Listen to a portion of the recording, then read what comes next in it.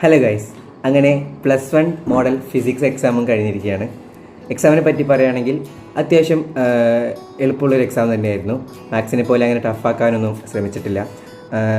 പിന്നെ ഞാൻ എല്ലാ പാഠവും പഠിച്ചിട്ടൊന്നുമല്ല പോയത്. ആ അവസാനത്തെ ഒരു കൈനറ്റിക് തിയറി ഓഫ് ഗ്യാസസ്, അതേപോലെ വേവ്സ്, ഓസിലേഷൻസ്, ഈ പാഠമൊക്കെ എനിക്ക് പഠിക്കാണ്ടായിരുന്നു. അതൊന്നും ഞാൻ പഠിക്കാണ്ടാണ് പോയത്. അപ്പോൾ അതിൽ നിന്ന് വന്ന ക്വസ്റ്റ്യൻസൊക്കെ വിട്ടിട്ടുണ്ട്. ബാക്കി പഠിച്ച പാഠങ്ങളൊക്കെ അത്യാവശ്യം എഴുതാൻ പറ്റുന്ന രീതിയിലുള്ള ക്വസ്റ്റ്യൻ പേപ്പറായിരുന്നു വന്നിട്ടുണ്ടായിരുന്നത്. പിന്നെ തിയറി ഉണ്ട്, അത്യാവശ്യം പ്രോബ്ലംസ് ഉണ്ട്, അങ്ങനെയുള്ളൊരു ക്വസ്റ്റ്യൻ പേപ്പറാണ്. അപ്പോൾ നമുക്ക് ക്വസ്റ്റ്യൻസ് എന്തൊക്കെയാണെന്ന് നോക്കാം.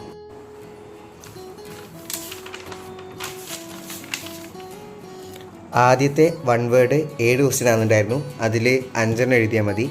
അപ്പോൾ അതിൽ തന്നെ ഫണ്ടമെൻ്റൽ ക്വാണ്ടിറ്റി ഏതാണെന്ന് ചോദിച്ചിട്ടുണ്ട്, മാസ്. അതേപോലെ യൂണിഫോം സർക്കുലർ മോഷനിൽ കോൺസ്റ്റൻ്റായി റിമെയിൻ ചെയ്യാത്ത ഒരു ക്വാണ്ടിറ്റി ഏതാണ്, അത് വെലോസിറ്റിയാണ്. ബാക്കിയൊക്കെ നമുക്ക് നോക്കിയാൽ മനസ്സിലാവും. ബാക്കിയൊക്കെ സ്കെയിലാർ ക്വാണ്ടിറ്റിയാണ്. അതേപോലെ ഇത് ഗ്രാവിറ്റേഷണൽ ഫോഴ്സാണ് ഞാൻ എഴുതിയത്. പിന്നെ ഏറ്റവും കൂടുതൽ എലാസ്റ്റിസിറ്റി ഉള്ളത് സ്റ്റീലിനാണ്. അതേപോലെ ഈ ഒരു സ്റ്റേറ്റ്മെൻറ്റ് ഫോൾസാണ്.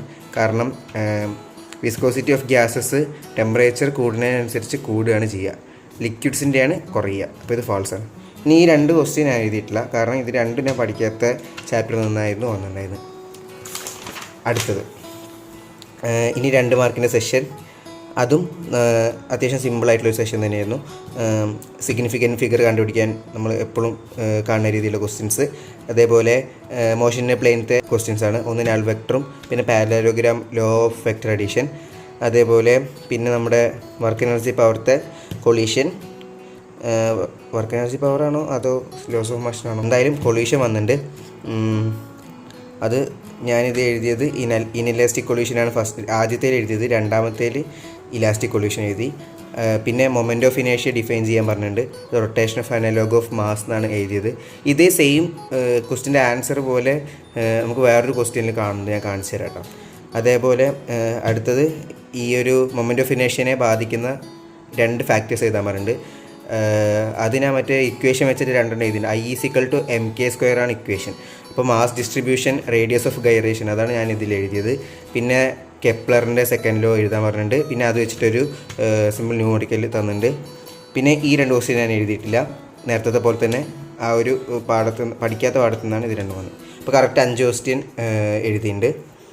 പിന്നെ അടുത്ത സെഷൻ 3 മാർക്കിൻ്റെ 6 എഴുതണം. ഇത് നമ്മുടെ ഇക്വേഷൻ ഓഫ് മോഷൻ ഡിറൈവ് ചെയ്യാനുള്ള, ഗ്രാഫിൽ നിന്ന് ഡിറൈവ് ചെയ്യാനുള്ള ക്വസ്റ്റ്യനാണ്. അത് നമ്മൾ സെക്കൻഡ് പാഠത്തിൽ തന്നെ എല്ലാവരും പഠിക്കുന്നൊരു ഡെറിവേഷൻ തന്നെയാണ്. അതേപോലെ ഇതിൽ ഡിറൈവ് ചെയ്യാൻ പറഞ്ഞിട്ടില്ല, ജസ്റ്റ് ആ ഫോഴ്സസ് ഒക്കെ ഒന്ന് മാർക്ക് ചെയ്യാനും പിന്നെ രണ്ടാമത്തേൽ ആ ഒരു ഇക്വേഷൻ എഴുതാനുമാണ് പറഞ്ഞിരിക്കുന്നത്. പിന്നെ അടുത്ത question rotation analogue of mass in linear motion. ഇതാണ് ഞാൻ പറഞ്ഞത്. ഈ ഒരു ക്വസ്റ്റ്യൻ ആണ് ഈ ഒരു ക്വസ്റ്റ്യൻ്റെ ആൻസറായിട്ട് ശരിക്കും വരുന്നത്. ഓക്കെ, അപ്പോൾ ഇതിൻ്റെ ആൻസർ എന്ന് പറയുന്നത് മൊമെൻ്റ് ഓഫ് ഇനേഷ്യയാണ്. പിന്നെ ടോർക്കും ആംഗുലാർ മൊമെൻറ്റും തമ്മിലുള്ള റിലേഷൻ ഒരു സിമ്പിൾ ഒരു ഡെറിവേഷനാണ്. അതേപോലെ ഹൂക്സ് ലോ സ്റ്റേറ്റ് ചെയ്യാൻ പറഞ്ഞിട്ടുണ്ട്. ബൾക്ക് മോഡുലസ് തന്നിട്ട് കംപ്രസിബിലിറ്റി കണ്ടുപിടിക്കാൻ പറഞ്ഞിട്ടുണ്ട്. അത് ജസ്റ്റ് റെസിപ്രോക്കൽ ചെയ്താൽ മതി. അതിനൊക്കെ ഉണ്ട് 2 മാർക്ക് ഉണ്ട് കേട്ടോ. പിന്നെ അടുത്തത് സ്ട്രീം ലൈൻ ഫ്ലോയും ടർബുലൻറ്റ് ഫ്ലോയും തമ്മിൽ ഡിസ്റ്റിങ്വിഷ് ചെയ്യാൻ പറഞ്ഞിട്ടുണ്ട്.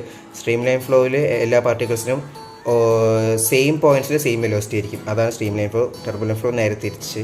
പിന്നെ ഒരു റെയ്നോൾസ് നമ്പറിൻ്റെ എന്തോ ഉണ്ട്, അതും എഴുതിയിട്ടുണ്ട് ഞാൻ. ഈ ഗ്രാഫ് AB= കോൺസ്റ്റൻ്റ് എന്ന് നമുക്കറിയാം. അത് വെച്ച് നമ്മൾ തന്നെ ഉണ്ടാക്കണം. ഞാൻ അവിടെ നിന്നൊരു ഗ്രാഫ് വരച്ചിട്ടുണ്ട്, ഇങ്ങനെ കുറയുന്ന രീതിയിലൊരു ഗ്രാഫ്. അത് ശരിയാണോ എന്നറിയില്ല, എന്നാലും എഴുതിയിട്ടുണ്ട്.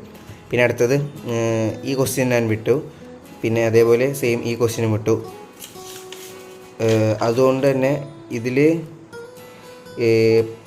1 2 3 4 5 6 7 ക്വസ്റ്റ്യൻ തന്നിരിക്കുന്നത്. 6 എഴുതണം. അപ്പോൾ അതുകൊണ്ട് തന്നെ ഇപ്പോൾ ഇവിടെ 1 വിടേണ്ടി വന്നു. പക്ഷെ അത് കുഴപ്പമില്ല. പിന്നെ അടുത്തതിൽ 4 മാർക്കിൻ്റെയിൽ 3 ക്വസ്റ്റ്യനാണ് എഴുതേണ്ടത്. അതിലും ഇത് നമ്മുടെ ഫസ്റ്റ് യൂണിറ്റത്തെ ക്വസ്റ്റ്യൻസാണ്.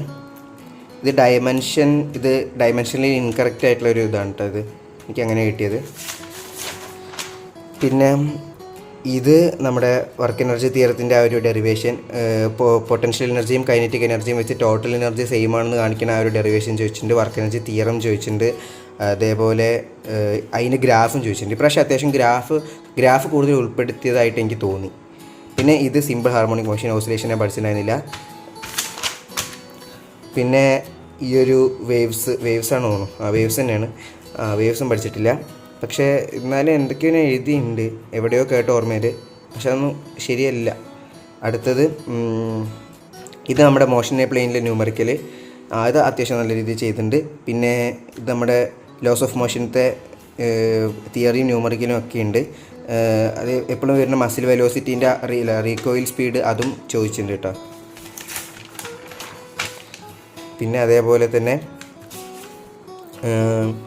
ഈ ഒരു ഗ്രാവിറ്റേഷൻ്റെ ആ ഒരു ക്വസ്റ്റ്യൻ മറ്റേ ഹൈറ്റ് അനുസരിച്ച് എങ്ങനെ വാരി ചെയ്യണം ആ ഒരു ഡെറിവേഷൻ അത് ചോദിച്ചിട്ടുണ്ട്.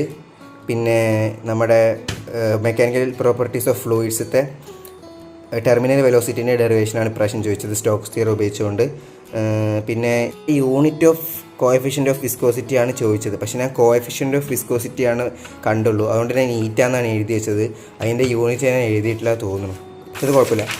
ഈ ഒരു 5 മാർക്കിൻ്റെ ഈ ഒരു ക്വസ്റ്റ്യൻ സെഷൻ അത്യാവശ്യം സിമ്പിൾ തന്നെയായിരുന്നു. കാരണം അതിൽ തന്ന 4 ക്വസ്റ്റ്യൻസും അത്യാവശ്യം സിമ്പിളായിട്ടുള്ള ക്വസ്റ്റ്യൻസ് ആയിരുന്നു. അതിൽ 3 എഴുതിയാൽ മതി. അപ്പോൾ എന്തായാലും ഫുൾ എഴുതിയവർക്ക് അത്യാവശ്യം മാർക്ക് കിട്ടാൻ ചാൻസ് ഉള്ള ഒരു ക്വസ്റ്റ്യൻ പേപ്പറാണ് ഫിസിക്സിൻ്റെ. അപ്പോൾ നിങ്ങൾക്ക് എങ്ങനെ ഉണ്ടായിരുന്നു ഫിസിക്സ് എക്സാം എന്ന് കമൻറ്റ് ചെയ്യാം കേട്ടോ.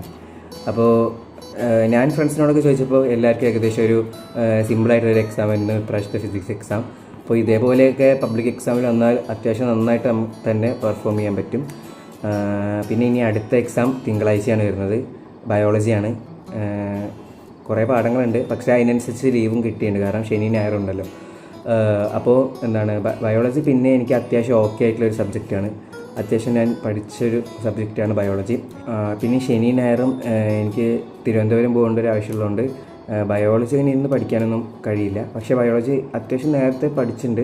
പിന്നെ എന്നാലും ഒന്ന് റിവൈസ് ചെയ്യണമെങ്കിൽ അത് സമയം ഉണ്ടാവുമെന്ന് വിചാരിക്കണം. അപ്പോൾ ബയോളജി എക്സാം കഴിഞ്ഞിട്ട് കാണാം.